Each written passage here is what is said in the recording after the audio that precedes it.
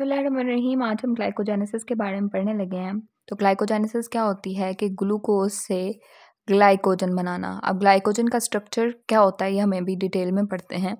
तो ग्लूकोज हमें पता है कि एनर्जी का मेन सोर्स है और ये तीन चीज़ों से हमें मिल रहा होता है। एक डाइट से मिलता है, एक ग्लूकोनियोजेनेसिस से मिलता है और एक ग्लाइकोजेनोलाइसिस से मिलता है। यानी जब ग्लाइकोजन टूटता है तो फिर हमें ग्लूकोज मिलता है। ग्लाइकोजेनेसिस का होना क्यों ज़रूरी है? इसलिए ज़रूरी है कि अगर हम सिर्फ डाइट पे रिलाई करें तो जब मसल्स एक्सरसाइज परफॉर्म कर रहे हों और डाइट से ग्लूकोज अभी अब्जॉर्ब ना हुआ हो, क्योंकि उसके अंदर टाइम लगता है, तो ऑलरेडी स्टोर्ड ग्लाइकोजन को हम तोड़ते हैं ताकि हमें फ़ौरन तौर पर ग्लाइकोजन से ग्लूकोज बन के हमें एनर्जी मिल सके। अगर ये ग्लाइकोजन स्टोर ना हो तो बॉडी में एनर्जी की डेफिशिएंसी होना शुरू हो जाएगी। तो मेन स्टोरेज फॉर्म जो ग्लाइकोजन की होती हैं वो दो होती हैं। मसल्स के अंदर स्टोर होता है और लीवर के अंदर स्टोर होता है। अब हम पढ़ने लगे हैं कि ग्लाइकोजन का स्ट्रक्चर क्या होता है। ठीक है, अगर हम इसके स्ट्रक्चर की बात करें तो ग्लाइकोजन के अंदर, एक मिनट, अच्छा, ग्लाइकोजन के स्ट्रक्चर की बात करें हम तो इसके अंदर क्या होता है कि अल्फ़ा 1 to 4 ग्लाइकोसिडिक बॉन्ड्स के थ्रू जो है वो लीनियर चेन होती है ग्लूकोज के मालिक्यूल्स की। ठीक है, कौन से बॉन्ड्स के through? Alpha 1 to 4 glycosidic bonds के थ्रू। इसी तरह जब 8 ग्लूकोज के रेजिड्यूज आपस में एक दूसरे के साथ अटैच हो गए हैं तो हर 8 ग्लूकोज के रेजिड्यूज के बाद क्या होता है कि एक ब्रांच की फॉर्म में ग्लूकोज अटैच होते हैं इसके साथ। तो ये ग्लूकोज जब ब्रांच की फॉर्म में अटैच होता है तो यहाँ पर जो बॉन्ड बनता है वो होता है अल्फ़ा 1 to 6 ग्लाइकोसिडिक बॉन्ड। तो ग्लाइकोजन के स्ट्रक्चर के अंदर अल्फ़ा 1 to 4 और अल्फ़ा 1 to 6 ग्लाइकोसिडिक बॉन्ड्स होते हैं। और ये बॉन्ड्स जब ब्रांचिंग फर्दर होती है और ये लीनियर चेन में फर्दर अटैच होते रहते हैं और ये ब्रांचिंग चलती रहती है तो एक लार्ज ग्लाइकोजन का स्ट्रक्चर हमें मिल जाता है। और एक ग्लाइकोजन के स्ट्रक्चर के अंदर आलमोस्ट 55,000 जो हैं वो ग्लूकोसाइल रेजिड्यूज मौजूद होते हैं। Almost 55,000, it's a huge amount. यानी इस ग्लाइकोजन के स्ट्रक्चर के अंदर बहुत सारे ग्लूकोज के मालिक्यूल्स मौजूद होते हैं।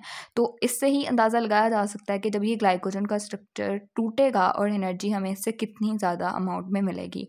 अब हम इसके हम अपने टॉपिक की मेन चीज़ की तरफ आते हैं जो कि है ग्लाइकोजन की सिंथेसिस के ग्लाइकोजन बनता कैसे है। हमें पता है कि जब हमने ग्लाइकोजन बनाना है तो हमें ग्लूकोज का मालिक्यूल भी चाहिए। ठीक है, ग्लूकोज का मालिक्यूल भी चाहिए, उसके साथ हमें इसको फॉस्फोराइलेट कराना है क्योंकि ये जब फॉस्फोराइलेट हो जाता है तब ये सेल मेम्ब्रेन को क्रॉस नहीं कर पाता, तो ये ट्रैप हो जाता है सेल के अंदर, जिसकी वजह से हमें क्या होता है कि एनर्जी ग्लूकोज से मिलती रहती है, ग्लूकोज लीव नहीं कर पाता सेल के बाहर। ठीक है, इससे हम ग्लूकोज को फॉस्फोराइलेट कराएंगे। इसके लिए हमें क्या चाहिए? एटीपी चाहिए। तीसरा हमें यूटीपी यानी यूरिडीन ट्राइफॉस्फेट चाहिए। ये यूटीपी अल्फा ग्लूकोज के साथ मिलके यूडीपी ग्लूकोज बनाती है और यूडीपी ग्लूकोज जो है वो मिलके आगे ग्लाइकोजन के स्ट्रक्चर में बनाने में रोल प्ले करते हैं। तो अभी हमने क्या देखना है कि जब ग्लूकोज की फॉस्फोरिलेशन हो जाएगी और ग्लूकोज 6 फॉस्फेट बन जाएगा, ये हम ग्लाइकोलाइसिस में और ग्लूकोनियोजेनेसिस में पीछे हम पढ़ चुके हैं कि ग्लूकोज 6 फॉस्फेट जब बन जाता है, ठीक है, तो बाद में क्या होगा कि इस ग्लूकोज 6 फॉस्फेट को हम ग्लूकोज 1 फॉस्फेट में कन्वर्ट करेंगे with the help of an enzyme जिसका नाम है फॉस्फोग्लूकोम्यूटेज एंजाइम की मदद से हम क्या करेंगे, इस ग्लूकोज 6 फॉस्फेट को ग्लूकोज 1 फॉस्फेट में कन्वर्ट करवा देंगे। साथ ही क्या होगा कि ये ग्लूकोज 1 फॉस्फेट, अब हमें इसके साथ यूडीपी भी तो अटैच करवाना है। हमें पता है यूडीपी हमें कहाँ से मिलेगा? यूटीपी से। ठीक है, तो हम क्या करेंगे कि इस यूटीपी को, ठीक है, यूडीपी में कन्वर्ट करेंगे। ठीक है, तो क्या होगा कि पायरोफॉस्फेट का मालिक्यूल रिलीज हो जाएगा जब ये यूटीपी यूडीपी में कन्वर्ट होगा, जाएगा, निकलेगा, टूटेगा।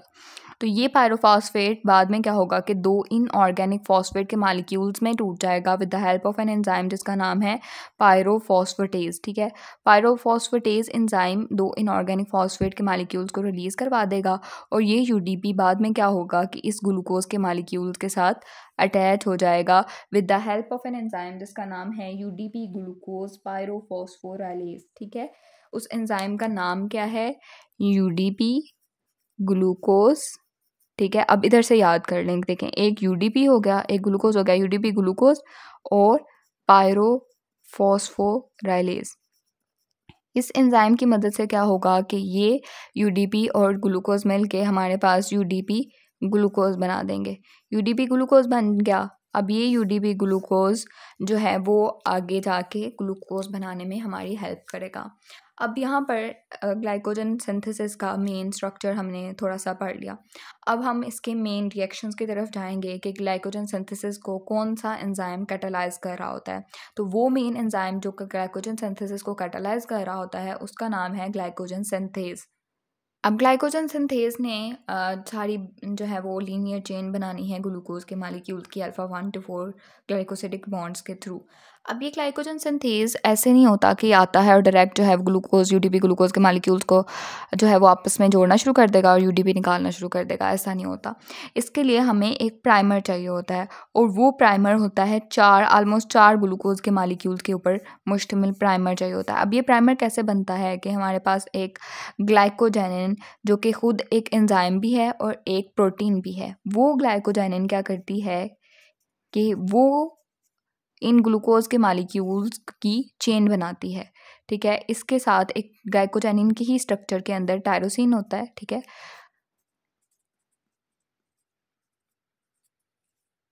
इस टायरोसिन के साइड चेन हाइड्रोक्सिल ग्रुप के ऊपर, यानी इस टायरोसिन के अंदर जो हाइड्रोक्सिल ग्रुप है, जो कि टायरोसिन किसका पार्ट है, इस ग्लाइकोजेनिन का ही पार्ट है, इसके हाइड्रोक्सिल ग्रुप के ऊपर जो है वो ग्लूकोज के मालिक्यूल्स आकर अटैच होना शुरू हो जाएंगे। यानी एटलीस्ट 4 ग्लूकोज के मालिक्यूल्स का ये कैटालाइज करवाती है। तो क्या होगा कि ग्लूकोज के मालिक्यूल्स, यानी ये हमने यूडीपी ग्लूकोज तो बना लिया हुआ है, तो ये यूडीपी ग्लूकोज जो है वो अपना ग्लूकोज देता जाएगा और यूडीपी निकालता जाएगा, यूडीपी निकल जाएगा बाहर। और ये यूडीपी, इससे हम दोबारा यूटीपी भी बना सकते हैं। ठीक है, इससे हम दोबारा यूटीपी बना सकते हैं with the help of an enzyme nucleoside diphosphate kinase. तो ये रिएक्शन है जिससे हम दोबारा यूटीपी बना लेंगे। अब देखें, हमने यूडीपी ग्लूकोज से यूडीपी निकाल लिया और ये ग्लूकोज एक दूसरे के साथ जो है वो यानी हमने अल्फ़ा 1 to 4 ग्लाइकोसिडिक बॉन्ड्स के थ्रू ये ग्लूकोज के मालिक्यूल्स एक दूसरे के साथ अटैच होना शुरू हो जाएंगे। ठीक है, 4 ग्लूकोज के मालिक्यूल जब एक दूसरे के साथ अटैच हो जाएंगे तो क्या होगा कि ये ग्लाइकोजन सिंथेज का प्राइमर बन जाएगा। ये ग्लाइकोजन सिंथेज आएगा और ये ग्लाइकोजन सिंथेज मजीद रिएक्शन कैटालाइज कराएगा और लीनियर चेन बन जाएगी अल्फ़ा 1 to 4 ग्लाइकोसिडिक बॉन्ड्स की। अब हमने पहले पढ़ा था कि सिर्फ हमें अल्फ़ा 1 to 4 ग्लाइकोसिडिक बॉन्ड्स के थ्रू एक लीनियर चेन नहीं बनानी, हमें इसके साथ ब्रांचिंग भी करानी है, अल्फ़ा 1 to 6 ग्लाइकोसिडिक बॉन्ड्स भी बनाने हैं। तो क्या होगा कि इसकी ब्रांचिंग के लिए हमारे पास एक और एंजाइम आता है जिसका नाम है amylo alpha 1 to 4 alpha 1 to 6 transglycosylase. Name से ही जाहिर है, अमाइलो अल्फ़ा 1 to 4। ठीक है, क्या होगा कि अल्फ़ा 1 to 4 जो हमारे पास बॉन्ड्स बने हुए हैं उनके साथ अल्फ़ा 1 to 6 यानी अल्फ़ा 1 to 6 बॉन्ड्स बना देगा। तो ये क्या करता है कि यहीं पर से फॉर एग्जांपल ये चेन बनी हुई है। ठीक है, तो यहाँ पर ये amylo alpha 1 to 4 alpha 1 to 6 transglycosylase आएगा। वो क्या करेगा कि इधर अल्फ़ा 1 to 4 बॉन्ड को तोड़ेगा, इस चेन को उतारेगा और इसको इसके नॉन रिड्यूसिंग एंड के ऊपर लाकर अटैच करवा देगा, यानी यहाँ पर एक और चेन बन जाएगी। तो इससे क्या होगा कि दो नॉन रिड्यूसिंग एंड्स क्रिएट हो जाएंगे, एक इधर और एक इधर। यानी यहाँ पर मज़ीद जो है वो अल्फ़ा 1 to 4 बॉन्ड्स बनना शुरू हो जाएंगे, यहाँ पर भी और यहाँ पर भी। तो ग्लाइकोजन का स्ट्रक्चर फर्दर जो है वो मज़ीद बड़ा होता जाएगा, अल्फ़ा 1 to 4 ग्लाइकोसिडिक बॉन्ड्स बनते जाएंगे with the help of glycogen synthase. बाद में मान लो alpha 1 to 4 alpha 1 to 6 transglycosylase आता जाएगा, वो क्या कराता जाएगा, ब्रांचिंग कराता जाएगा, फर्दर ग्लाइकोजन का स्ट्रक्चर बन जाएगा। अब हम क्विक रिव्यू करेंगे कि हमने इस सारे लेक्चर में क्या पढ़ा है। ठीक है, ग्लाइकोजन सिंथेसिस हमने कैसे की है।